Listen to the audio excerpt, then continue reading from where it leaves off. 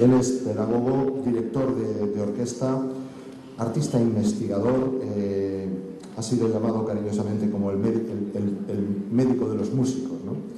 Su metodología de trabajo siempre ha ido enfocada sobre la llamada música, energía, y sin más les dejo con el señor Néstor Eiber.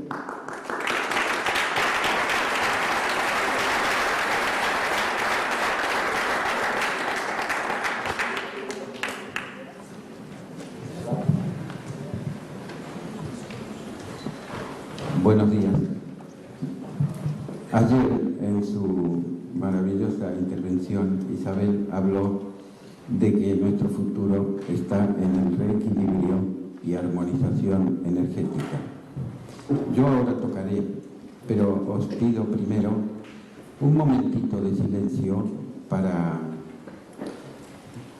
centraros en vosotros mismos y hacer juntos la música que yo toque. Siempre he dicho que el concierto se hace a dos y yo recibo inmediatamente vuestro estado. Quisiera compartirlo en forma de comunicación y no de exhibición.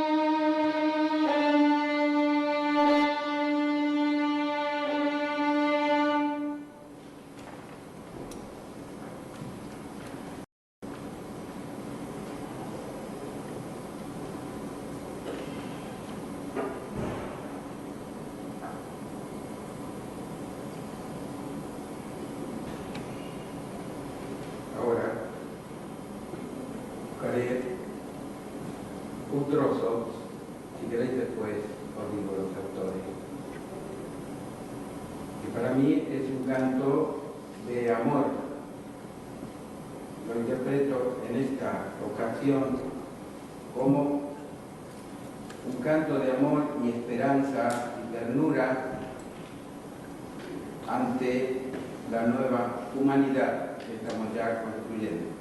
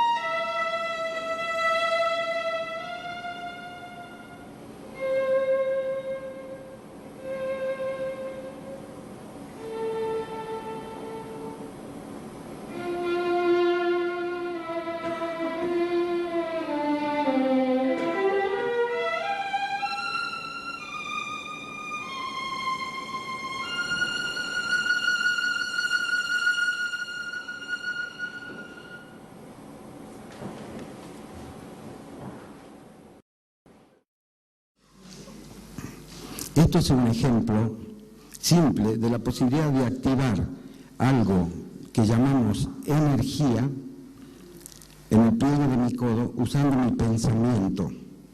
Esta acción tiene la posibilidad de unir movimiento con sentimiento, porque cuando nos hemos movido, algo hemos sentido, y puede llevarnos a vivencias más integradas y elevadas. Hemos realizado un acto de amor relacionado con un ejercicio técnico. Si imaginamos a todo nuestro ser físico funcionando de esa manera, este es un ejemplo de una articulación, pero imaginaros que tenemos todas nuestras articulaciones abiertas y fluyendo. Eso sería realmente el paraíso, volaríamos. Y eso es posible crear el paraíso en la tierra y en mi tierra interna, que es mi cuerpo. Unificamos de esta manera el físico con el alma, lo cual es el puente imprescindible para comunicarnos con lo espiritual. Y parece que ahora estamos en un buen momento, pues se siente que todos estamos buscando eso. No existe una verdadera discrepancia entre las distintas ramas del saber humano, ni en Oriente ni en Occidente, a pesar de quien se aferra a mantener las barreras que separan y amenazan de muerte a la humanidad. Han existido épocas en que a los seres humanos les ha resultado imposible comprender nada aparte de la materia bruta de la creación. Todavía hoy una buena parte de la humanidad está en ese estado. Siempre me he identificado con la frase de Einstein que decía solo conocer dos cosas infinitas, la estupidez humana y el universo, ya la conocemos. Coincido plenamente con ello, me acuerdo todo el día de ello, pero me pregunto por qué no podemos salir o mitigar su significado. No debemos resignarnos en absoluto, debemos luchar para abrir la conciencia. Como maestro, en las primeras clases que doy a un alumno, le hago pensar en las relaciones planetarias. Por ejemplo, la Luna se mueve alrededor de la Tierra con la Luna se mueve alrededor del Sol, y ahí acababa lo que me enseñaron en la escuela. Pero ahora ya sabemos un poco más, se dice que el Sol gira en torno al núcleo de la Vía Láctea y que tarda 250 millones de años en hacer un año del Sol.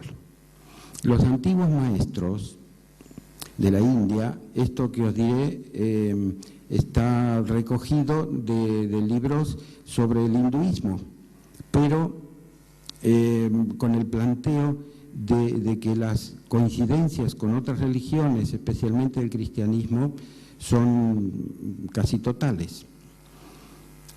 Los antiguos maestros decían que el Sol se mueve en torno a una estrella mayor y que tarda 24.000 años en hacer un giro.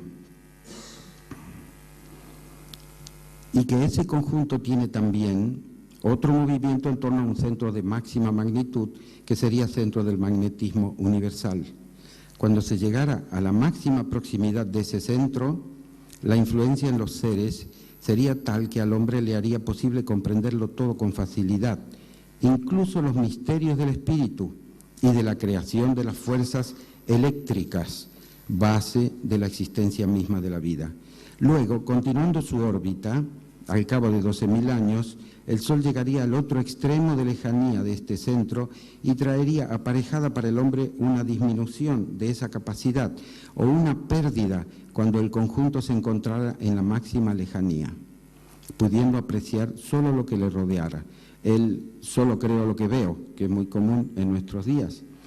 Sí, una vez vino un alumno y me dijo, mira, yo vengo porque me han hablado de ti, pero no me vengas con cosas raras, yo solo creo lo que veo. Yo le dije, pobrecito, porque eres muy miope y casi ciego, entonces lo que ves es muy poco.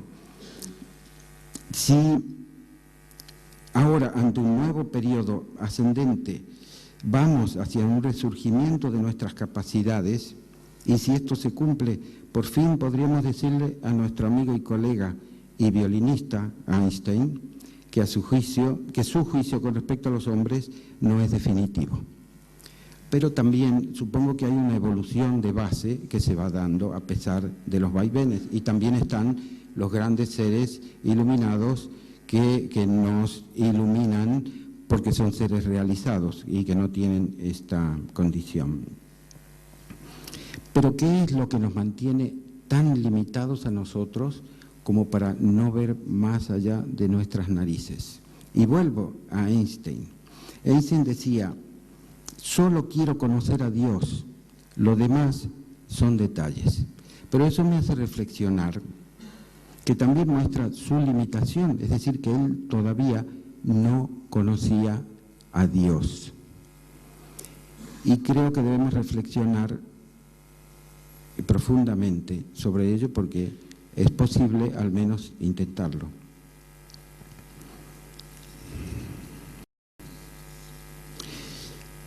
Buscando la esencia. La esencia, ya la palabra lo dice, la esencia es ciencia. Encontrándola, eso podría darnos la respuesta del todo, la teoría unificada, que es lo que buscan los científicos. Según palabras de Stephen Hawking, nos llevaría al triunfo definitivo de la razón humana, pues entonces conoceríamos la mente de Dios. Para mí, no podemos buscar ese nivel solo fuera nuestro, por más bien intencionados que estemos, o solo dentro. Debiéramos encontrar una fórmula que une estos dos campos en uno solo, en unidad. Para mí es imposible comprender lo externo desvinculado de mi ser que se manifiesta en mi cuerpo físico, que es el instrumento de que dispongo para todo lo demás. Será una ilusión, pero es esto lo único que tengo por un tiempo. Buscar el espíritu ignorando al cuerpo será siempre incompleto, ajeno y opuesto, en dualidad para vivir la unidad.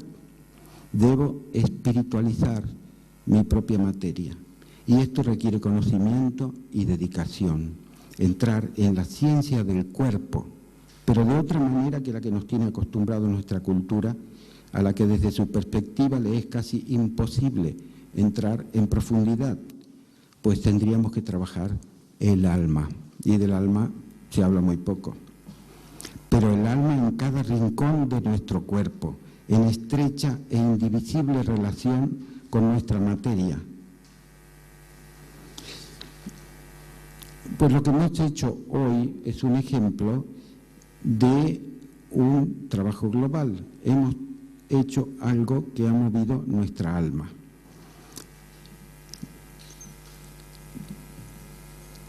Esto para nosotros se hizo realidad trabajando a fondo y descubriendo posibilidades inagotables a través de ejercicios muy precisos que activan nuestro campo energético y que fueron tomando forma a través de una investigación de más de 45 años. Su original aplicación práctica a nuestro modo de vida occidental le dan una utilidad especial. En Oriente, y seguramente gracias a los milenios de historia vivida, se ha seguido esta dirección. Hoy en día muchísima gente practica yoga, qigong, tai chi, artes marciales, que son disciplinas sumamente beneficiosas para la salud y que en general conllevan normas éticas de mucha sabiduría. Su utilidad está fuera de toda duda, aunque su aplicación en Occidente no es comprendida en general en profundidad, y muchas de ellas han derivado a la categoría de deportes, perdiendo en parte su profundo significado. En nuestra cultura es mucho lo que nos falta, pero naturalmente nos estamos moviendo. Y para mí debemos cambiar nuestra visión. Si estamos hechos a imagen y semejanza de Dios, según nos lo han dicho, podemos creerlo o no creerlo, pero ¿y si fuera así? ¿Y si fuera realmente así?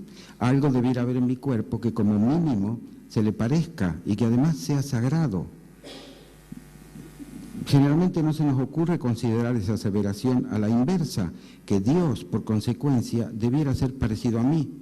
y que conociéndome más también puedo conocer más a Dios. Pero nos parece mucho más interesante el estudio de lo externo, de lo que nos rodea. Es mucho trabajo meterse dentro del cuerpo. La medicina ya sabe mucho sobre el cuerpo, pero mucho menos sobre el espíritu en el cuerpo. Y por el otro lado, muchos religiosos lo ignoran, porque dicen que como lo mismo nos convertiremos en polvo, dediquémonos mejor al espíritu. Pero creo que es una fórmula que no funciona. Quiero citar el nombre de Thérèse Bros, que fue una investigadora cardióloga en París, jefa de cardiología en la Universidad de París, que habla de una nueva especie humana. Al integrarse el nivel superior, porque hasta todavía hoy en la medicina se consideran los dos niveles, el psíquico y el fisiológico, pero ella hizo muchas investigaciones y dijo que había un tercer nivel, que era el nivel de conciencia igual energía. Define a la conciencia como un vacío cuántico, como última esencia del universo todo. La ciencia ha llegado a la física cuántica, que es muy parecido a lo que experimentan los místicos en su vida anterior. Ayer se dijo que la Tierra era hueca. Pues a mí me resulta perfectamente comprensible, pues es que todo es hueco en el universo, ¿no? El átomo sabemos que es espacio. Nosotros somos espacio. Y ayer se ha hablado y se comienza a hablar mucho de la zona pineal. A mí yo tengo el mérito, y bueno, es un poco irónico lo que digo, pero he tardado 12 años en llegar a despertar esa zona en mí, porque no sabía, nadie me había dicho, en esa época no se hablaba en absoluto, y a través de ejercicios muy genialmente dirigidos por mi maestra, que se llamó Fedora Averasturi, yo iba sintiendo cómo se iba modificando mi cerebro. Y mi conclusión era, yo decía, es un pequeño universo y es hueco, es decir, es un vacío cuántico. Eso me ha servido prácticamente para trabajarlo como un ejercicio. Bueno, quisiera decir, me estoy saltando cosas, ¿no? Quisiera decir que también el enfoque que me ha guiado desde el inicio es el del sonido. El sonido como manifestación primera de vida. La vibración, la propia energía. Aquí ahora voy a mostraros un mapita que he hecho humildemente para tratar de entender yo qué es lo que hay antes de la vida, que es una pregunta que me he hecho siempre. Si yo estoy vivo, puedo pensar que existe un poder que me ha creado, pero a ese poder no lo conozco, entonces me interesa. Como no lo puedo conocer, entonces, bueno, pues me inventaré soluciones. ¿Puedes poner, por favor, el...? Está. Bueno, muy bien, enseguida. Entonces, esto sería lo de antes de la vida, lo no creado, el no tiempo, el no espacio, lo permanente, lo inmutable, la eternidad, podemos llamarle como queramos. Y yo digo, Dios estaba aburrido un día, porque la eternidad es un poco aburrida, no se puede salir a tomar café ni nada, y dijo, me voy a inventar un juguete. Se inventó la creación. ¿Con qué? ¿Con qué inventó la creación? ¿Cuál es el elemento para jugar? El elemento es la polaridad, es decir, el tic-tac. Allí comienza el tiempo. Y el ladrillo con que construye el universo es el átomo.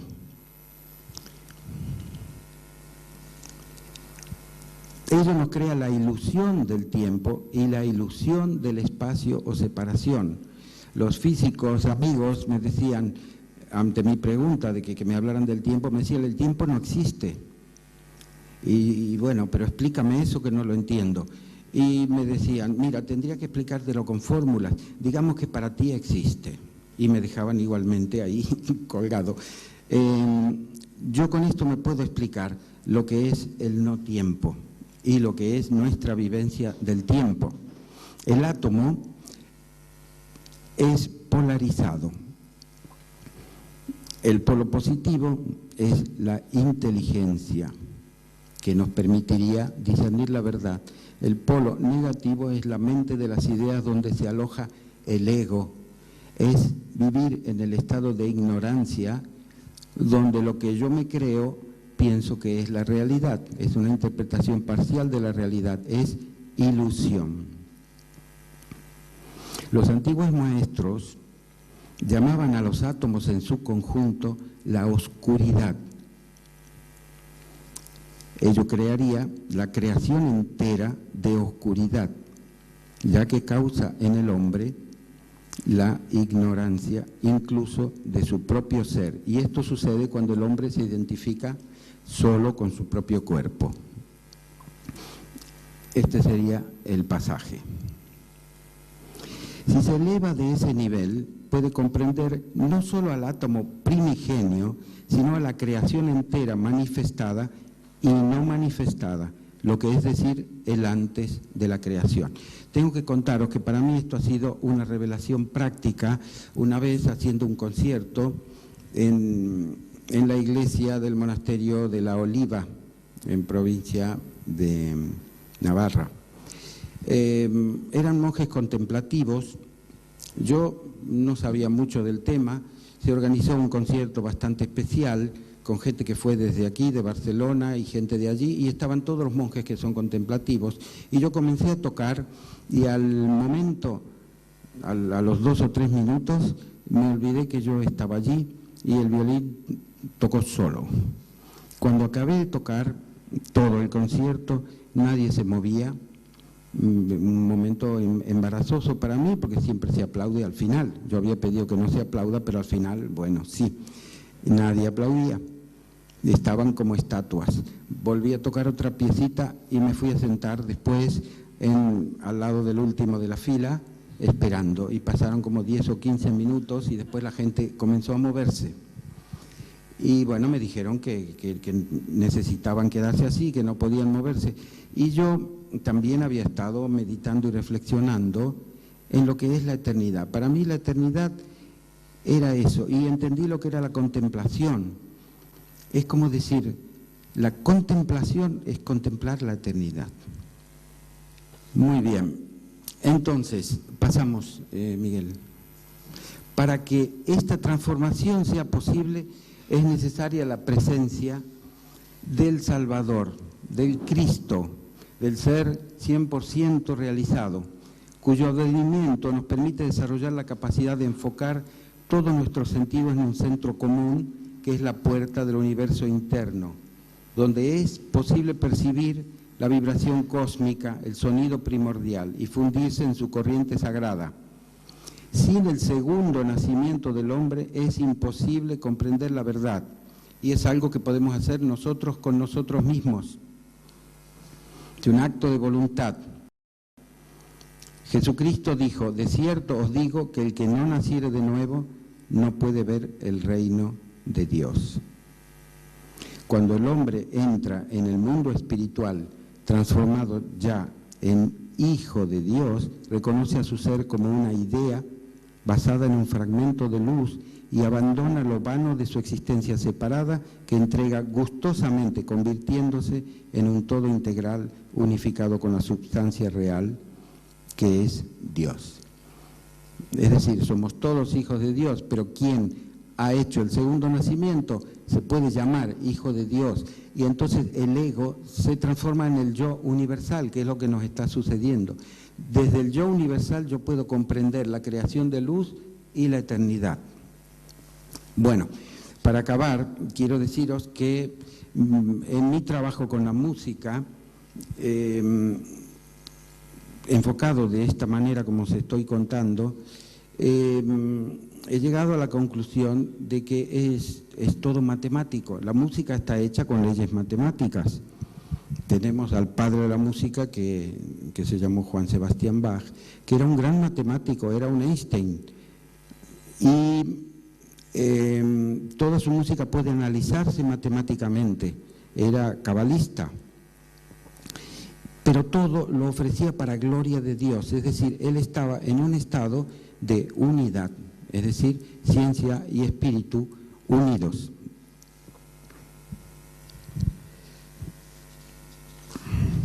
Bueno, quiero rubricar lo que también se ha dicho ayer. Es imposible separar ciencia de espiritualidad.